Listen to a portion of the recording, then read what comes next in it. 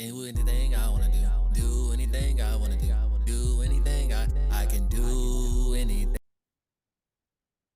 All right, welcome back to Let's Help You Grow Now, because I'm here to help you grow now. Finna do reactions to how Mike Will made it, making how Mike Will made it is making it in business by Forbes. Let's look into it. Definitely should be learning a lot from this. You know what I'm saying? All right, let's get into it. Art is all about layers. You know what I'm saying? No matter if you're looking at a car, a painting, piece of beats, a song, an album, you know, that's all about the layers that go into it. So sometimes I like to step away and throwing different things at the wall, like my studio, just different ideas. I ain't really set in stone, and I like to just stay creative. I feel like that just keeps that side of my brain, that part of my brain going.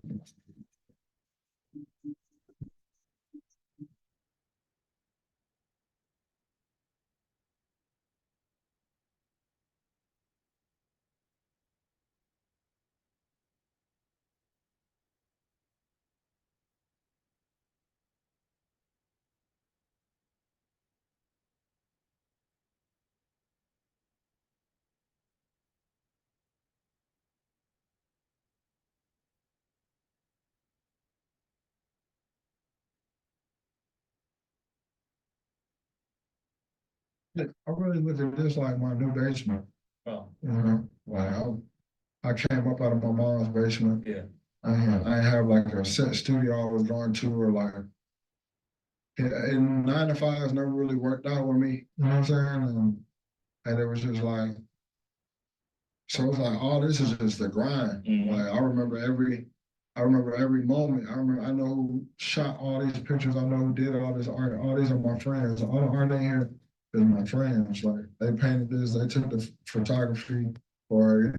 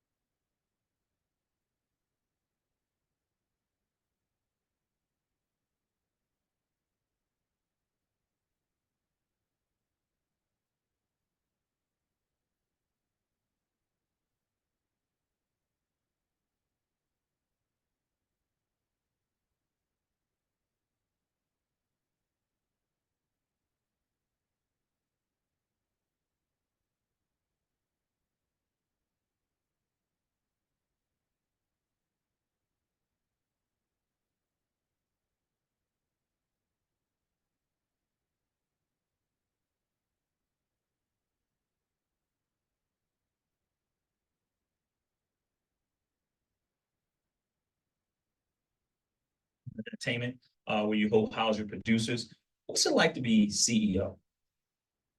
hard work. You know what I'm saying? And you got to learn. You got to keep constantly sharpening yourself. Yeah. You know what I'm saying? You're the guy that people gonna come to when they don't understand something. You're the guy who they gonna come to, and or you're the guy that they're waiting on to come to them to make sure that they understand something. You know what I'm saying? Or you're the guy that you have to understand everybody. You have to understand every energy. You gotta understand. You almost gotta be like Phil Jackson, or see, I started transitioning myself. I started thinking I was like Phil Jackson, but then I had to realize. Which Phil Jackson, the Bulls or the Lakers? I had to realize I'm more Kobe. Okay. You know what I'm saying? So not Phil Kobe. Yeah, I'm not. Yeah, I'm still a player. Yeah. You know what I'm saying? Because I'm so young. I just turned 35. Yeah. You know what I'm saying? So I'm still young. So people still look at me like I got a jersey on. So as a CEO, you got to be a coach. But then as a creative CEO, you got to be a coach, and you got to be able to be on the team and be able to, you know what I'm saying, put up the points and be able to lead by example. I don't know all the guys that played on the Lakers, but I'm pretty sure Kobe's team really looked at the hard work that Kobe put in, and that really drives them to be like, okay. And Kobe locked in on his team like, yo, we're about to win the championship. Yeah. Yeah. And I'm pretty sure that's what drove his team. So it's the same thing with my guys and my production team. My record label was like, I'm right here with them. I'm right here getting sweaty with them, and then showing them like, okay, be different. Yeah. You know what I'm saying? No, change this. no, change that, no, switch this, no, add that. And I really go off the energy in the room. Like if I'm working on an album and it's 10 songs, if I don't have if it's 10 songs and I have 20 people listening to it, or if I have, let's just say I have 10 people listening to it, right? I have 10 songs. If all 10 people are now like, man, yo, this needs to drop today. Like, let's drop this today. I don't feel like it's ready. So it's a voting system that you kind of use to make I sure. gotta use a voting system. Yeah. I play by the numbers, you know what I'm saying? And that's and everybody around me, I know they're gonna give me the honest opinion. I know they're creative in their own right. And I know, you know what I'm saying? I respect everybody's opinion. Yeah. And nobody's opinion is right, but it's just their opinion. Yeah. So if I'm targeting to putting out music and 5 to 6 people in the room are liking it, and we're arguing with the other 45 that don't, man, look, we failed already. We're shooting 60%, 50%. Like, As a CEO, do you step in or do you just let that argument take place and just listen? no, because as a CEO, I'll go to certain artists that I might work with or certain people that I might work with and be like, hey, yo, no, I don't think it's ready. And then sometimes as a creative, you don't want to hear that. So I don't want to be like I'm being hard on them, like I'm just making the shot and just like shooting them down. Yeah. It's like sometimes I wanna look at them like, all right, well, we're gonna get everybody in the room. Hey, 0 if you hate it, 5 if it's cool, you know what I'm saying, but you won't play it again, but you want to, you know what I'm saying? But it can play in the background. 10, you're gonna show it to your best friend, your sister, your brother. And let's write it down. We can grade it like that. Or we can just read the room and see how many people are like this. The whole room should be like this. If it's 8 out of 10, we're shooting at 80%. Yeah. So when it come out, we might hit at 60. You know what I'm saying? If we shoot 10 for 10, we might go 10 for 10, but we might go 9 for 10. Otherwise, we're gonna go 8 for 10, but we know we got to bag it. Yeah. I keep referencing Black Beatles, and that's how it was. It was like I hear a lot of people say like, man, you don't know what hit record. Bro, Black Beatles was hard. That shit was hard. Our race, remember? They gotta put it out there. Now you know it hit record. How do you know? You know it hit record. I just told you. You know what I'm saying? Everybody's in there. I think it's also I For just 10 told you. people, and 10 people were nine ahead. You go to the next room and play for 10 people, and 9 people were nine ahead. But you know what I'm saying? This probability, this majority, you know what I'm saying? Majority wins. This how the music is gonna come out, and the people are gonna react to it. Mhm. You know what I'm saying? There's 1 billion people in the world. Everybody in the world don't like every song. Yeah. But at the end of the day, if this song comes out and when 10 people hear it, 9 out of 10 or 8 out of 10 of the people that's listening to it are vibing to it, or everybody comes back.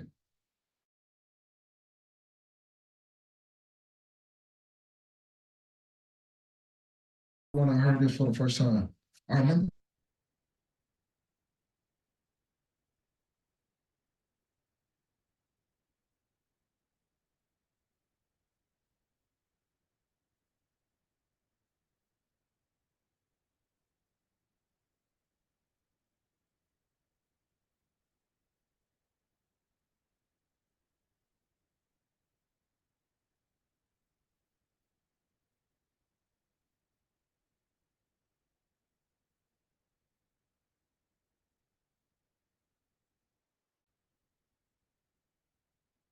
you, as a leader, you have to continue to sharpen yourself up as a leader. You know what I'm saying? Because there's a lot of things that I saw. Like I didn't understand the product supply chain when I was young. You know what I'm saying? I ain't understand that.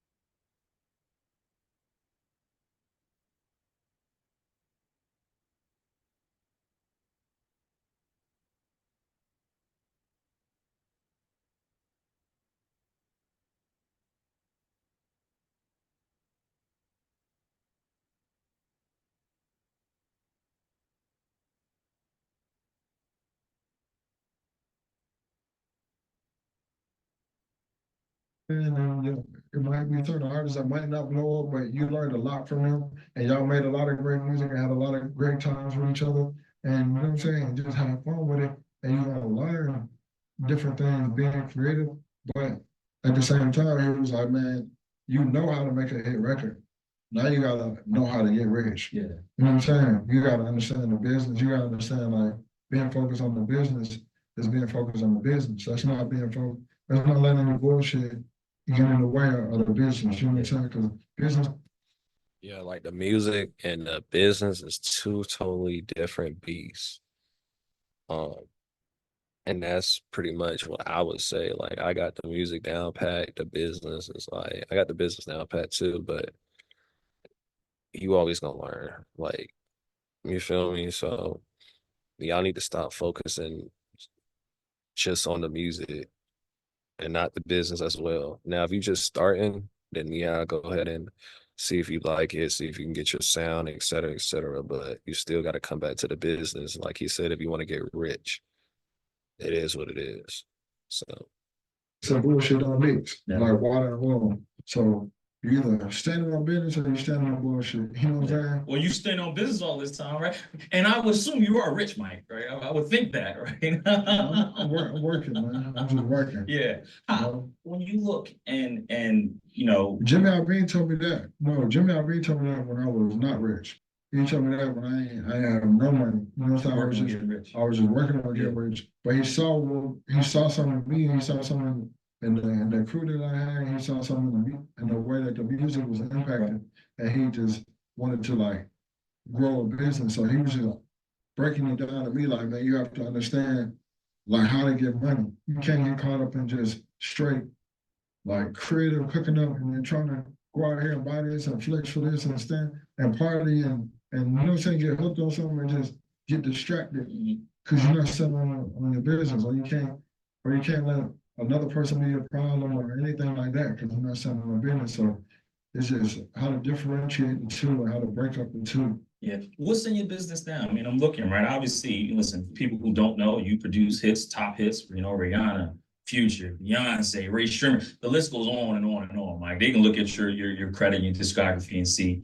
But what's business look like for you in 2024? You got the real estate, right? We're sitting in it. But what's business look like? I mean, what's in the portfolio? What are you sitting in? I feel like I'm like a Mark Cuban. You know what I'm saying?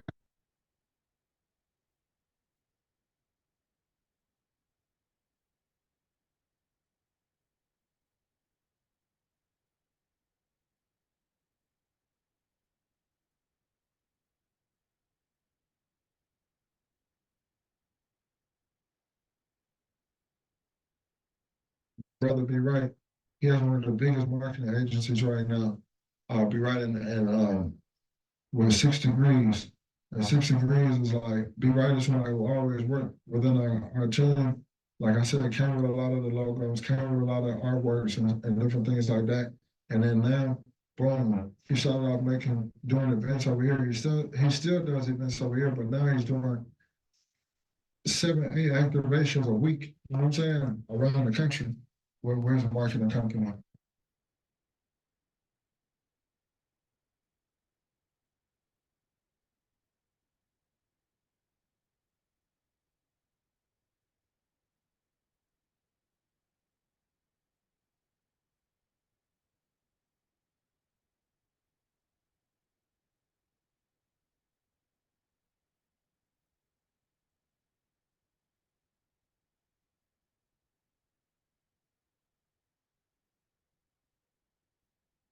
I share notes. Yeah. Cause I have a whole committee. I have a whole like board. You know what I'm saying? It's not just me, because a mastermind is a collective of minds. You have, you know, you have a point of view, but then you have other strong individuals with good point of views and good wisdom about it. Like, you know. Well, what's in your notes? I was just saying, what's in your notes? Yeah. All right. Hold on, let me show you.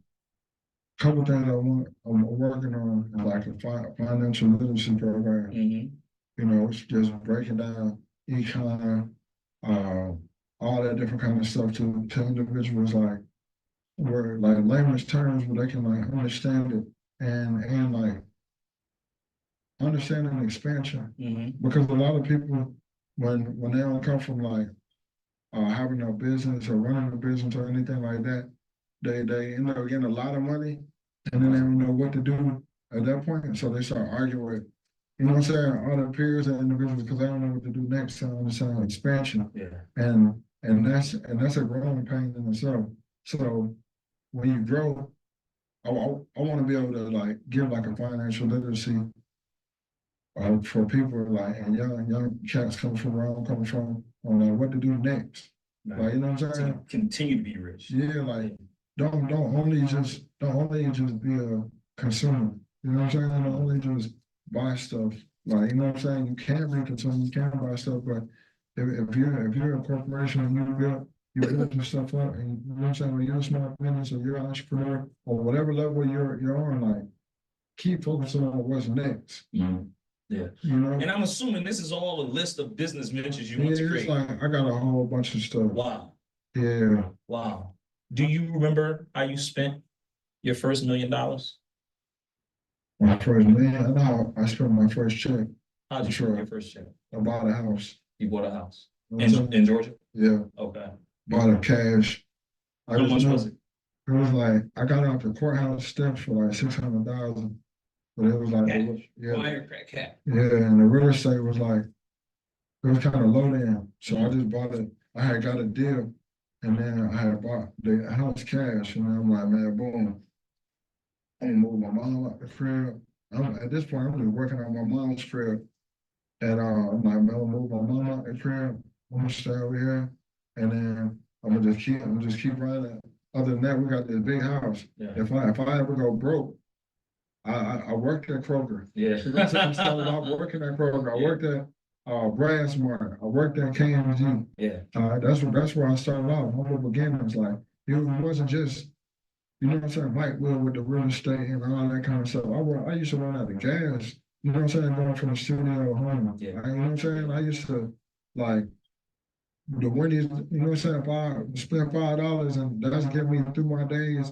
You know what I'm saying? You take me back, man, now, because I used to be the double cheeseburgers from McDonald's when I was coming to high school, right? Man, You know? for real. Well, take me there, man. Listen, and reading up on you, man, just talk a little bit about your background, right? You obviously grew up in the Atlanta area.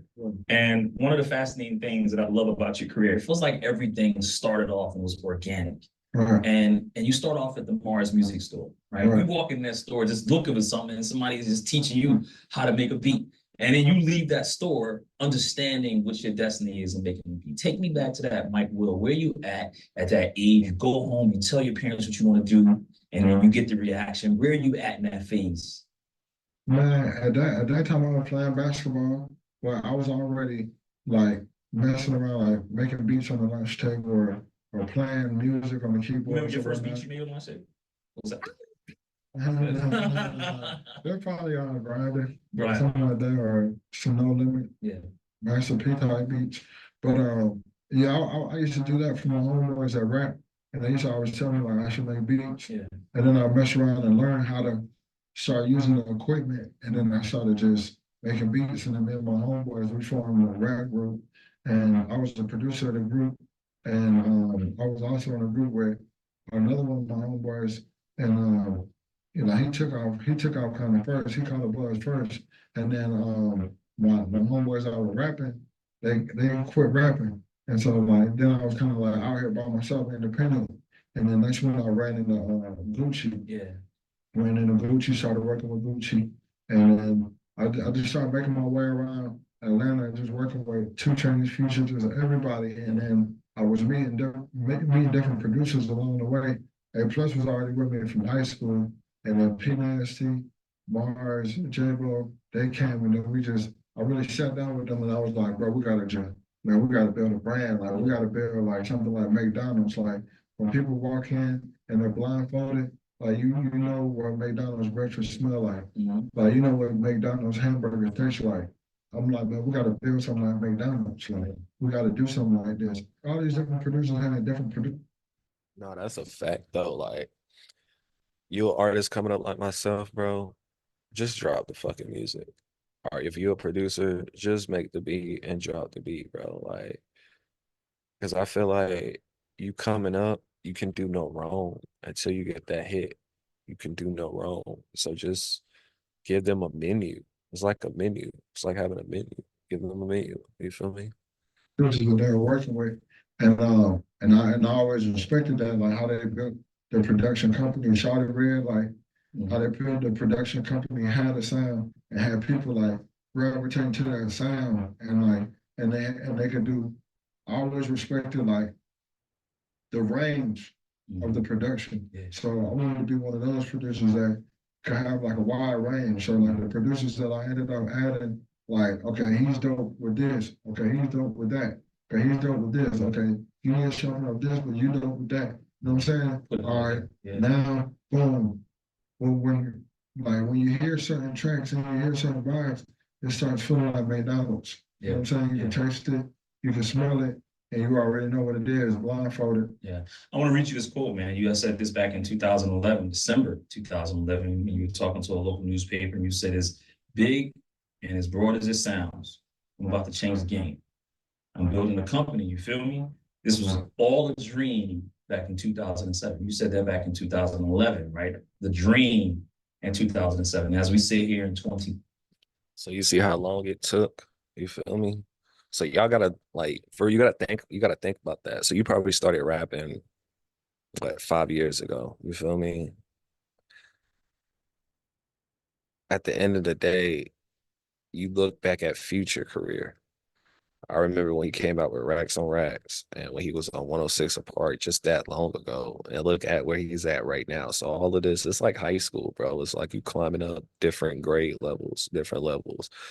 You feel me? It is like high school though, for real. Because sometimes you got to repeat some stuff. Sometimes you got to it just comes with the territory, like honestly. 24, right? Dream came true. Dreams coming true. It's coming true, so it's not done yet. Nah, we're just getting started. Wow. We're honestly like just getting started. Like honestly. But what's next? I know you got the album, right? That you're trying to come up with. What's next? You know, the album, the music is like I told you, that's like making pizza. That's like playing a video game. That's like my creativity. Like that's like, and I understand it now. At first, that was just everything to me, you know. But like now, I feel like what's next is expansion. Is starting new businesses, team level corporations. Is if I'm gonna have a production company, like I don't mean to downplay the music, but if I'm gonna have a production company, I wanna run this like a real corporation. We got 3 buildings. We have more than enough room to set up. We have a real infrastructure set up, real history. We have real knowledge. We have real experience in doing this now. And I want to build like a real empire. And I want to build this as big as it could possibly go. Like you know what I'm saying? Like just the product supply chain just made everything simple. Why do you say dive into that, man? Because the supply chain, you heard you say that a lot, doing a lot of interviews, right? And you kind of say is raw materials, the suppliers, manufacturers, retail, consumers. You consider yourself in that process, and you consider yourself the raw materials supplier. No, that's what it is. That's what it is. Because at the end of the day, there's no business. That's what it is. Right. There's not even a dollar made without that. Mm-hmm. You know what I'm saying? So that's what made it all the way simple for me. And it just all depends on what industry you're in and how it goes. You know what I'm saying? If we're talking about like I said, if we're talking about like big drink companies, you know what I'm saying? Let's start or big major corporations that we looked at when we were growing up and that we see all around here, they get rich from the earth. Yeah. That's the raw material. You know what I'm saying? That's where it starts at. And then they're able to extract that and they're able to supply that and manufacture a product and distribute it. If we're talking about music, it starts with the beat. You know, it starts with, you know, the songwriter having a concept. And then who's gonna bring that to the studio and put it all together and make it a song. Yeah.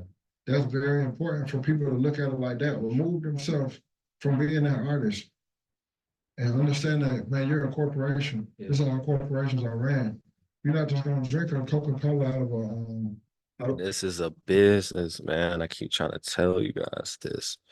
Okay, I know you're having fun. I know you're just creating right now. I know you just feeling the vibe, but why not feel the vibe and replace your 9 to 5? You feel me? Like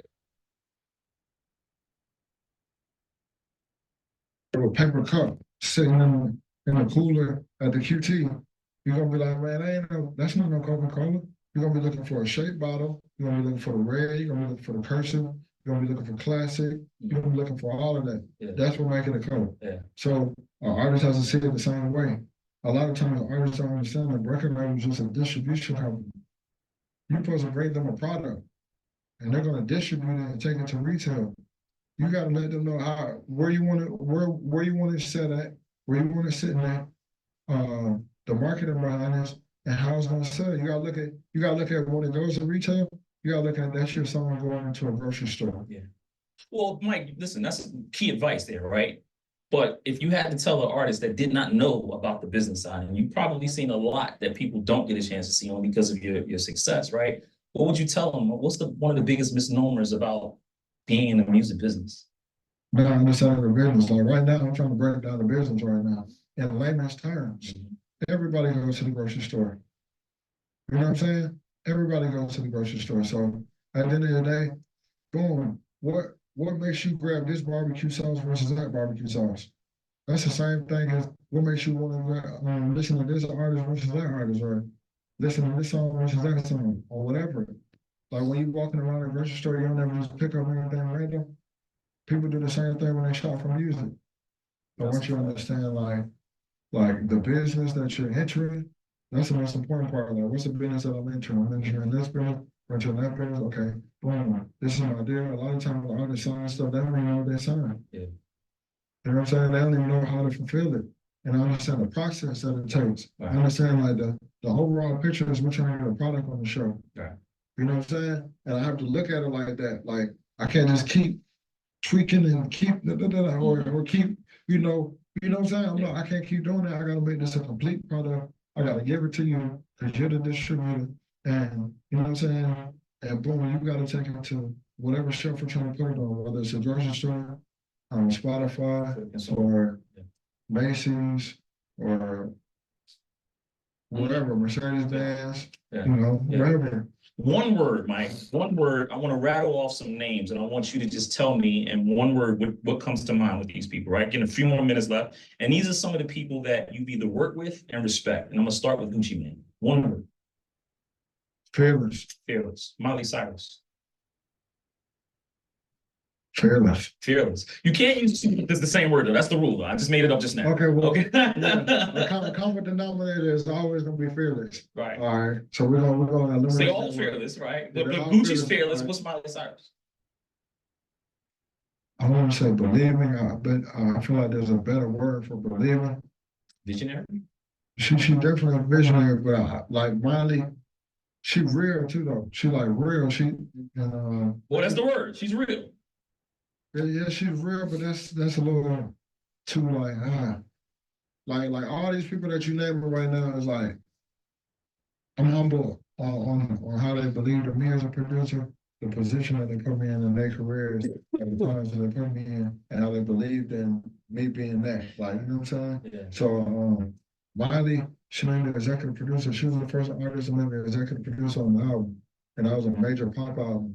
And he stood on that, like, make him executive producer, and let us come in and produce a majority of her album, and try different new, like, she didn't want to rap, but she tried it. 23 came out, it was amazing. Yeah. So like, she believed. Right. She believer, risk taker, and risk taker, yeah. That's why I said fearless. Yeah. OG the Juice Man. Juice Man. Turn. That's my favorite guy, man. I love OJ, man. Rihanna bold as fuck. Rihanna is like, she cool as fuck. I get Rihanna cool. Bold and cool. Yeah. Future. Damn. Me too. Yeah, you gotta say real cold war for Future. Quincy Jones. Inspiring. Only reason I say Quincy Jones, and I want to know the biggest thing you learned from Quincy, because one of the things I learned from him and his Netflix documentary, and you probably believe, he believes when you write at night, the muses come, right? And he always believed that. So when you think of Quincy Jones, what's the biggest thing that you've learned from Quincy Jones and just studying him over all these years? Man, it's crazy because this new album I'm working on right now, it has 9 songs.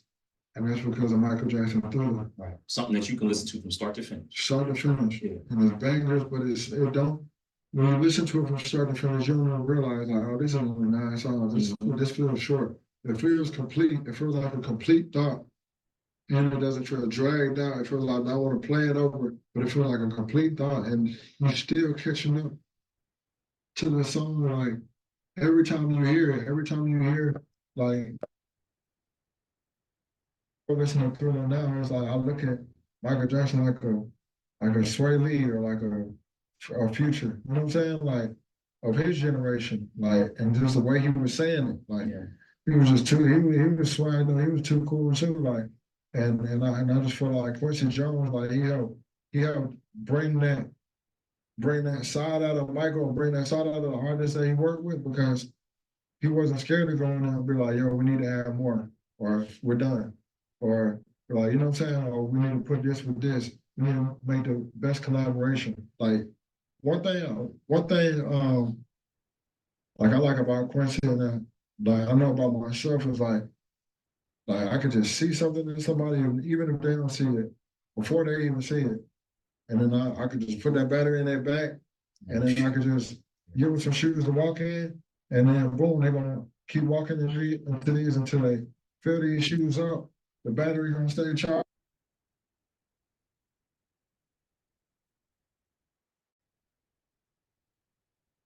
Yeah. All right, make sure you guys like, comment, and subscribe. Definitely a good interview. You know what I'm saying? It's called How Mike Will Made It, is making it in music business by Forbes. I'm sorry, the way they made this title is crazy, bro. Like it's crazy. But check the links in my description. Hit me up if y'all want to grow. That's all I'm gonna say. Get